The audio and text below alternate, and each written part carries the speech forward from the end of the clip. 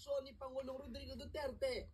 Tila sumunod dito ang Manila Representative na si Benny Abante na kakasuhan din daw ang dating Pangulong si Rodrigo Roa Duterte maging ang...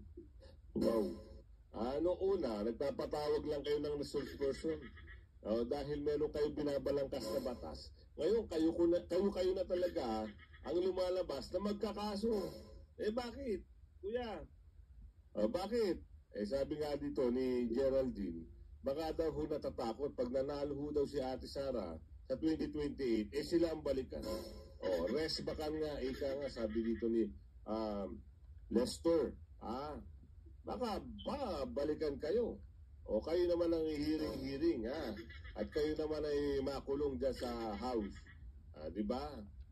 Sa tingin nyo mga kasama, ano bang nararamdaman nyo dito? Mananalo pa ba ito sa Maynila? Tuloy natin, Chikadora. Ilang pang mga taong tila may pananagutan raw sa extrajudicial killing sa bansa.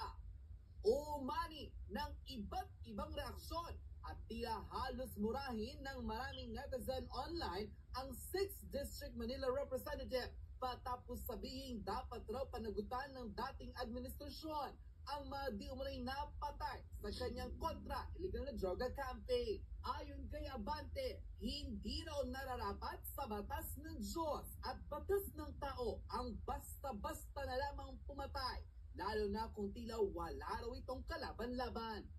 Ngunit binalikan siya ng taong bayan at kinatmira ng bakit ang mga adik pa ang pinagtatanggol ng kongresista sa halip ang mga taong nabiktima ng mga drogista nang dahil sa pagkakalulong nila sa iligal na droga.